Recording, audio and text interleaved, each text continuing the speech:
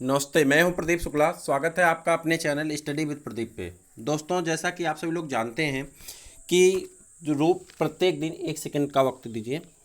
हाँ, हम बता रहे हैं आपको। प्रत्येक दिन आपको शाम 5 बजे से लेकर के शाम 7 बजे तक हम आपके साथ उपस्थित होते हैं। बीच बीच में 10-5 मिनट का गैप होता है, यानी 3-4 श्रृंखलाएं हम लोग करते हैं। 5 बजे की जो श्रृंखला होती है, 5 बजे की श्रृंखला होती है अपना यूपी में हम लोग करते हैं उत्तर प्रदेश के चैप्टर वाइज इम्पॉर्टेंट सेगमेंट के बारे में, जो कि लिखित आपको मिलता है। जैसे ये लिखित हुआ है उसी तरह से उसमें क्वेश्चन आंसर नहीं होते, बल्कि पॉइंट टू पॉइंट लिखा होता है। उसके बारे में हम लोग डिस्कस करते हैं। जैसे वो श्रृंखला खत्म होगी उसके बाद उसका क्वेश्चन आंसर आ जाएगा। उसके दूसरी चीज़ें हम लोग करते हैं। 5:30 पे GS 2020 का क्वेश्चन आंसर होता है, जिसमें आपकी यफ तक श्रृंखला पहुंच गई, यानी जैन धर्म, बौद्ध धर्म और शैव धर्म, 3 श्रृंखलाएं खत्म हो चुकी हैं।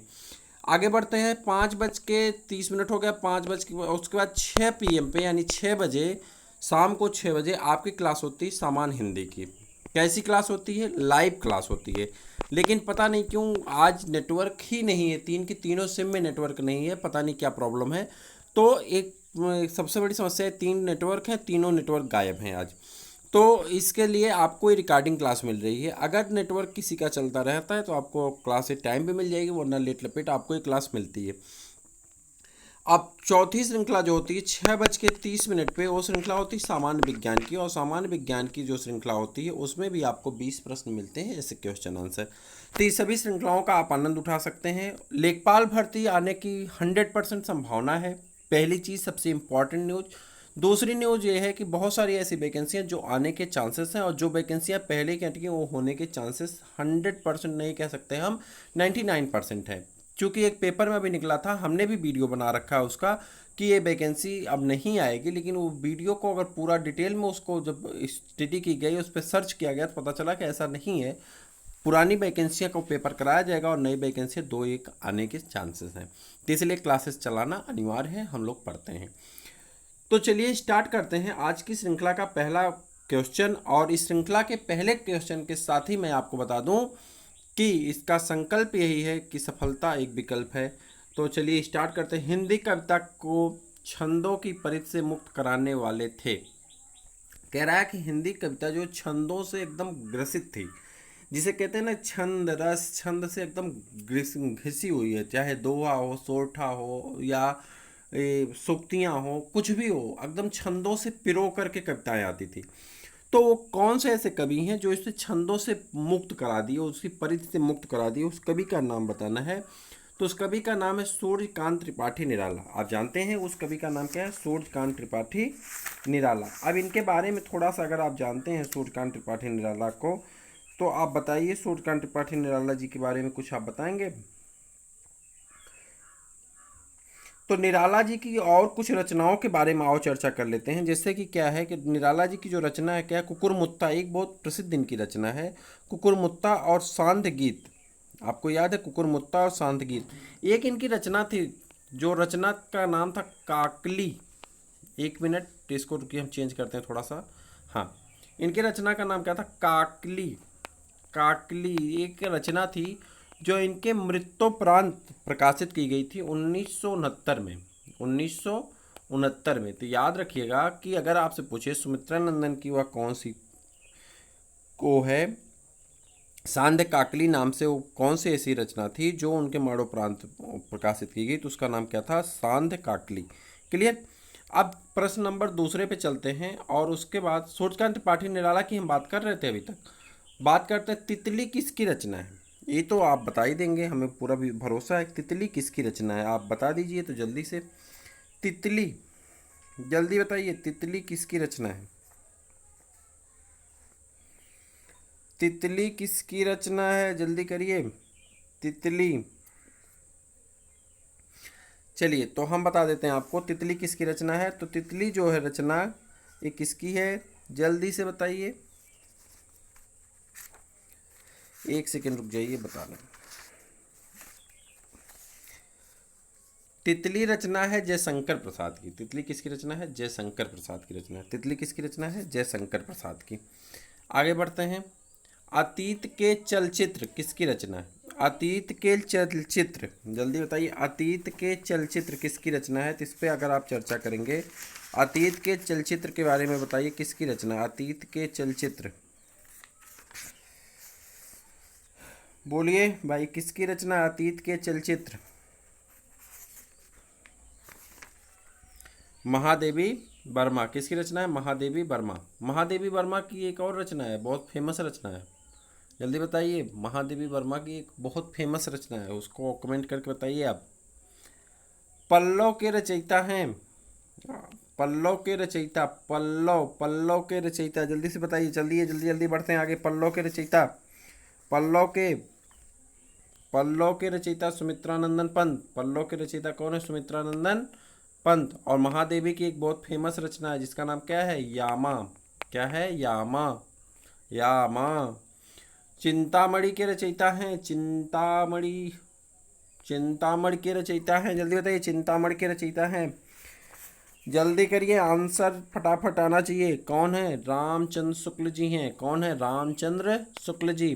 और उसके बाद जन्मेजय का नाग यज्ञ, जल्दी से बताइए, ये तो आप जानते हैं। जन्मेजय का नाग यज्ञ किसकी रचना है? जयशंकर प्रसाद की। किसकी रचना है? जयशंकर प्रसाद की। हम दीवानों की क्या हस्ती है, आज यहाँ कल वहाँ चले, मस्ती का आलम साथ चला, हम धूल उड़ाते जहाँ चले। जल्दी बताइए किसकी रचना है?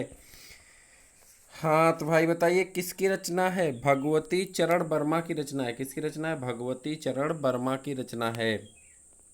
और निम्नलिखित में से सबसे पहले अपनी कथा हिंदी में किसने लिखी थी? निम्नलिखित में से सबसे पहले अपनी कथा हिंदी में किसने लिखी थी? आपको बताना हिंदी में किसने लिखी थी। तो हैं आप, क्या नाम है?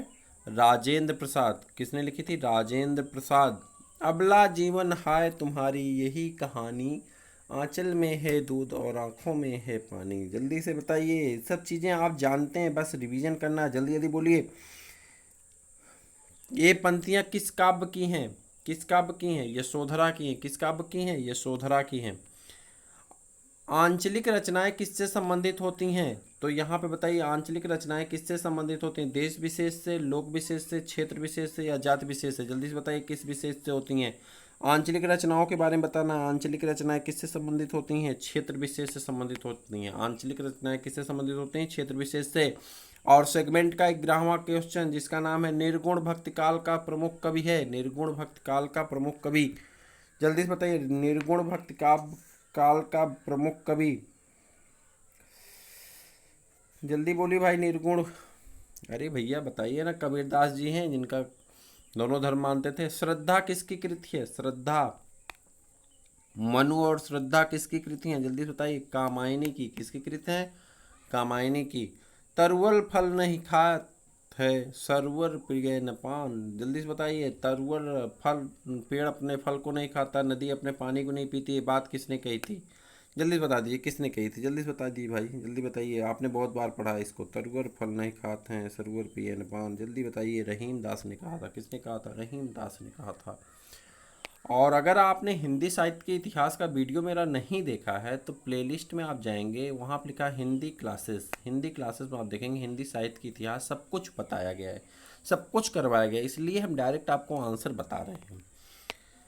तरन तनूजा टट तमाल तरुवर बहुछाए, प्रस्तुत पंथ किसके रचयिता हैं? कौन रचयिता हैं? जल्दी से बता दीजिए। तरुवर फल, जल्दी से बताइए इसका। तरन तनूजा टट तमाल तरुवर बहुछाए के रचयिता कौन है? भारतेंद्र हरिश्चंद्र जी हैं।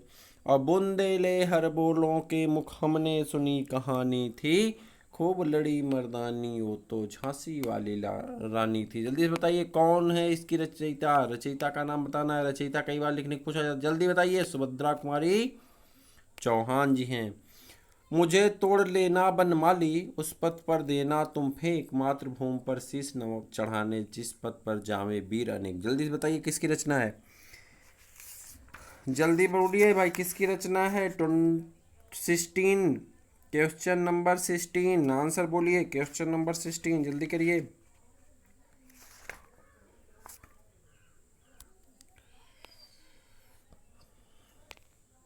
माखनलाल चतुर्वेदी की। किसकी रचना? माखनलाल चतुर्वेदी की। दरवाजे के चांडाल घड़ी की तरफ नजर दौड़ाने पर ये अद्भुत दृश्य दिखाई देता है। इस पंथ के रचयिता हैं, इस पंक्ति के रचयिता हैं, पंथ नहीं पंक्ति, पंक्ति के रचयिता हैं। जल्दी से बताइए इस पंक्ति के रचयिता कौन है? कौन है? राहुल सांकृत्यायन जी हैं। घुमक्कड़ अथा तो घुमक्कड़ जिज्ञासा इंटरव्यू में पढ़ा ना आपने। भूषण की कविता का प्रधान स्वर है, भूषण की कविता का प्रधान स्वर क्या है? प्रशस्ति परक। कौन सा है? प्रशस्ति परक, याद रखिएगा प्रशस्ति परक। अपभ्रंश में कृष्ण के प्रेरणता हैं, अपभ्रंश में कृष्ण के प्रेरणता हैं, अपभ्रंश में कृष्ण के प्रेरणता हैं, आपको बताना है। तो पुष्पदंत कौन है? पुष्पदंत। और आगे बढ़ते हैं।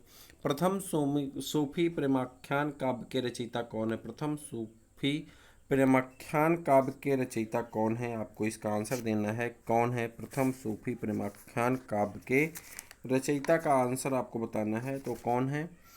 तो वो हो जाएंगे, कौन हो जाएंगे जल्दी से बताइए। मुल्ला दाऊद। कौन है? मुल्ला दाऊद।